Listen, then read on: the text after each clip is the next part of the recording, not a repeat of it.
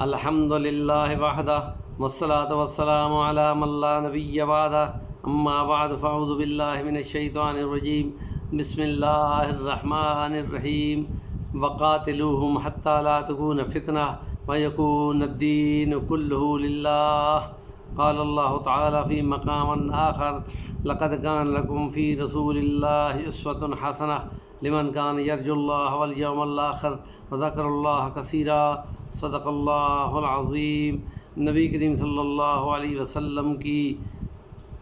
Policy جو ہے جنگ کی، اس میں ہے کہ فرمایا الحرب خدعہ، جنگ دشمن کے ساتھ دھوکہ دینے کا نام ہے۔ اور اس جنگی پالیسی میں نبی کریم صلی اللہ علیہ وسلم نے ایک اور دنیا کو بے مثال ضابطہ دیا، وہ ہے کہ جنگ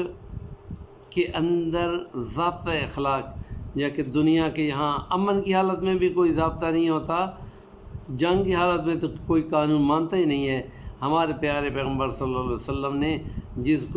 جن کو خدا تعالیٰ تورات انجیل کی زبانوں میں 10,000 قدوسیوں والا پیغمبر، اور وہ نبی جو جنگ کرنے والا پیغمبر ہے، اور وہ اس کا نام دیا تھا، اور اس میں آپ نے ضابطہ اخلاق دیا تھا کہ دشمن کے علاقوں میں جاتے ہوئے ان کے باغ، ان کے بازار، ان کے کھیت نہیں اجاڑے جائیں گے، اور ان کے افراد، ان کی عورتیں، ان کے بچے، ان کے بوڑھے، ان کے مذہبی پیشوا، ان کی مذہبی مقامات کو نہیں چھیڑا جائے گا، اور یہ تھا کہ دیکھا بھی نہیں جائے گا۔ تو اس نتیجے میں دشمن کو اتنا مروب کیا، متاثر کیا کہ اس سے ان کو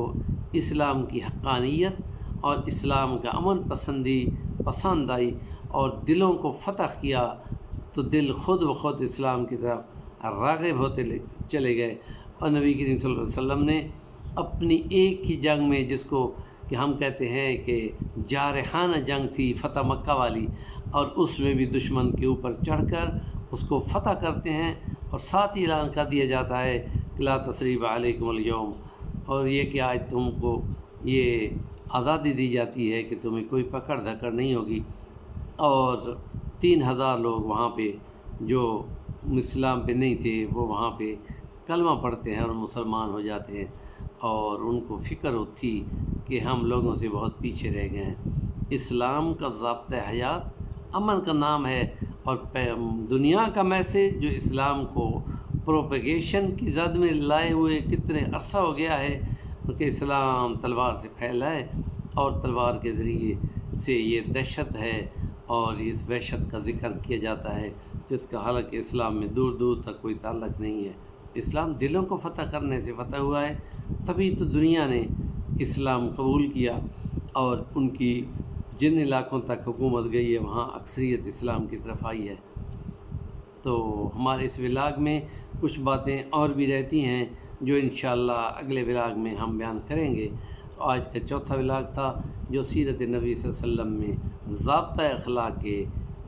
نام سے ہم دیں گے کہ یہ دنیا تو کسی ضابطوں کو نہیں مانتی، ہمارے پیغمبر نے تو جنگوں میں اخلاقی ضابطہ دیا ہے، اور جو دلوں کو فتح کرنے کا باعث بنا ہے۔ ہمارے چینل کا نام ہے صفی الرحمن البانی، ضرور سبسکرائب کر لیں، اور اگر کمنٹ کریں گے تو ہمیں اس سے بہت فائدہ ملے گا، اور ہمیں اپنی اصلاح کا طریقہ معلوم ہو جائے گا۔